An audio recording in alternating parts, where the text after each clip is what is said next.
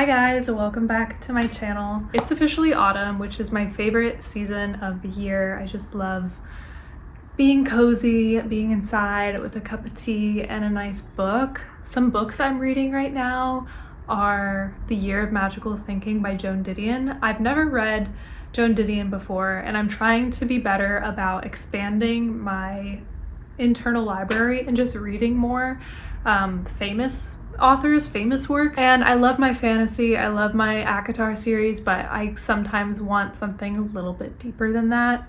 So this is me branching out. I also want to read like some of the Russian classics this winter when I have some extra time. I just want to like get back to my passion for literature. In school, I love literature. For the month of October, I'm traveling a lot. So for the first month, I'm in Milan, but I'm hosting family here.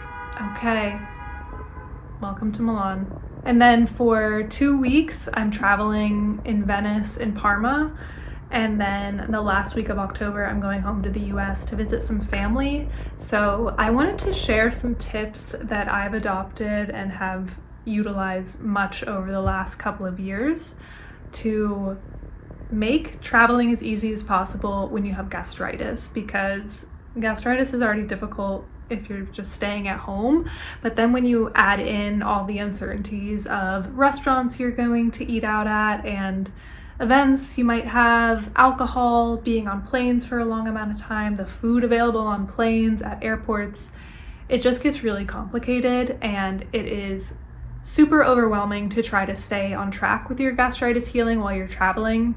I'm somebody that travels a lot for work. I travel a lot for pleasure. I live in Italy, but my family's all in the US. My husband's family is in another country, so we're just always bopping around the world, and it's a wonderful blessing. We love it so much, but it's also a bit stressful on the body and definitely stressful on the gut when your diet is kind of shifting a lot and you're trying to balance, all of these different variables. So with that being said, I want to share some of my favorite gastritis travel tips that I have sort of put into my repertoire over the last 2 years. Tip number 1, plan ahead and research the city or the country you're visiting.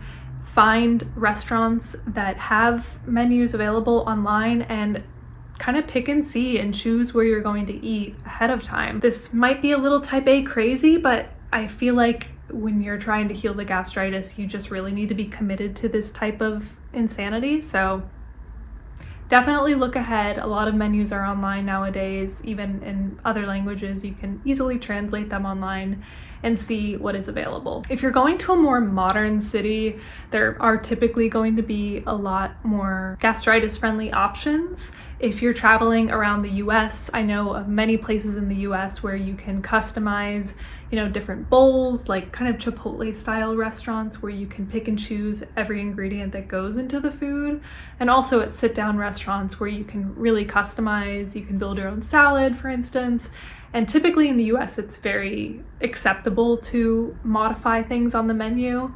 In Italy, it's less so. They're very proud of the food that they have, so they don't really like when customers modify the food. So that's where you need to be more creative.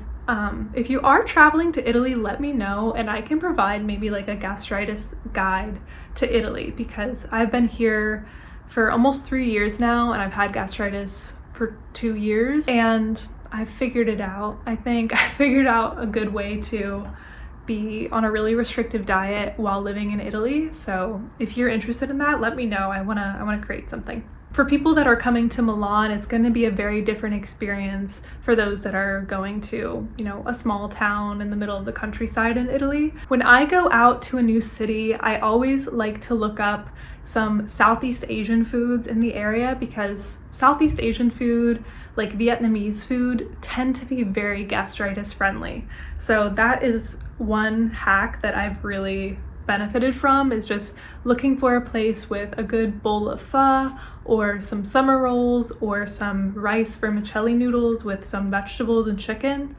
You can't go wrong with that. That's a gastritis meal right there. So I definitely lean a lot more in that direction when I'm looking for a place that I can eat out at. I will take medications with me on trips that I don't normally take on a daily basis, just in case of an emergency. I haven't had to take any serious medication in months, but I like to have it on hand just in case something happens or I eat something that doesn't sit well with me. So my top medications that I like to take just in case I have any sort of flare-up that I want to take care of: Pepto-Bismol. Again, it's not something I take regularly. It's not particularly good for you. It has a lot of long-term side effects with regular use, but in terms of like an emergency situation where you really ate something bad, Pepto-Bismol, even if you have a perfectly healthy stomach, taking Pepto-Bismol when you're traveling is a very good move. You never know what's gonna happen while you're traveling. I really like the chewable tablets because you can just easily take those on the plane and have it whenever you want it.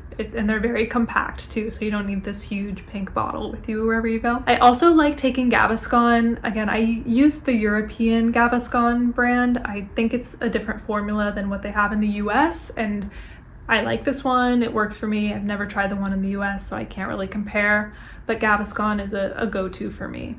If things are really bad and I'm feeling kind of this burning in my stomach, I will take sucralfate. Sucralfate is typically for people with bile reflux issues, and I think that is what I have been struggling with, although I'm not sure yet, but I love sucralfate. It is definitely better for me than PPIs ever were, so that's something that I take just in case I need it, but usually I'll try the Gaviscon first, and that usually takes care of whatever I have going on. If it is more severe, I'll take the Pepto. I also always travel with melatonin. Melatonin is not recommended to use on a daily basis. However, melatonin is good in situations where you're switching time zones and traveling on planes where you're not sleeping very well, just to make sure you get that extra boost and kind of tell your brain, okay, it's time to sleep now. Melatonin also in small doses from like 0.5 milligrams to 3 milligrams has been shown in studies to have similar effects as PPIs on the digestive system, which I think is just amazing because it's a natural supplement versus a worrisome medication with a lot of long-term side effects. I think this type of research is so interesting, and it gives me so much hope about the world of like natural supplements as an alternative to medications. So I always take melatonin with me. I have the ZzzQuil melatonin gummies. They also have chamomile and like lavender extract in them as well. So they're just very good for relaxing and calming anxiety and bedtime. Speaking of anxiety, some other things that I will take with me just to combat any of that travel anxiety are magnesium glycinate. That is a wonderful supplement that I've been taking that I take with me when I travel just because I take it pretty regularly. And also I'm using those cortisol calm pure supplements that I mentioned in my last video. I'll take those with me too if I need a little extra boost. Well, like the opposite of a boost. If I need to just calm down, if the anxiety is too much. Other things that I will bring with me when I'm traveling are teas. I love having like a chamomile tea at the end of every dinner, and not every hotel and restaurant has it, so it's just good to bring your own chamomile tea. Other teas I really like to bring along are fennel tea. It's good for bloating. And licorice tea is really good for nausea. So is ginger tea. So those are kind of my like tried and true teas that I'll always bring along with me. For times when you're not eating out, you can also bring some snacks along with you, of course. Something that I always carried on me when I was at the beginning stages of my healing was rice cakes, because first of all, rice cakes are kind of a very easy to digest snack that you can put anything on. I also ate plain rice cakes sometimes when I had a flare-up because they sort of protected my stomach from the acid in my stomach that was burning the inflamed stomach. And so having something light like rice cakes in my stomach really helped me kind of soothe the nausea and make the burning sensation go away whenever I was in a flare and I didn't want to take medication. On airplanes, I stay away from airplane food. Even today, even though my stomach is a lot healthier than it was, I still don't like airplane food. I mean, nobody likes airplane food. Unless it's like a really nice airline where you can kind of see that the food is higher quality, I stay away from it.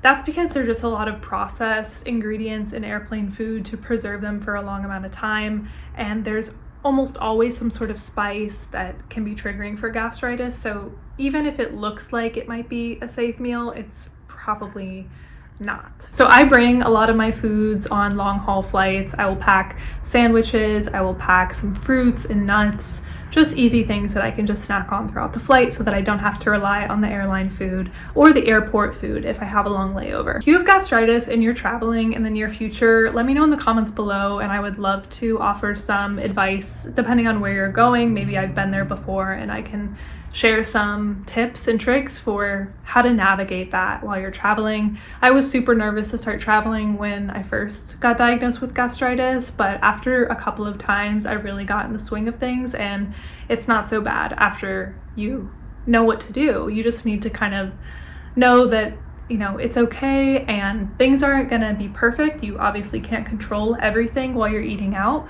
but I think it's also good for your mental health to kind of say, hey, I wasn't perfect. I didn't do everything according to my plan, but I survived and I'm okay and I got through it. It kind of builds confidence and helps eliminate that fear of the unknown and fear of food that can develop when you have gastritis. So those are my tips for traveling while you have gastritis. I hope this was helpful for you. Again, let me know if you're traveling sometime soon. I'd be happy to offer some specific help depending on where you're going. Definitely let me know if you're coming to Italy because I know the ways. I know how to manage this.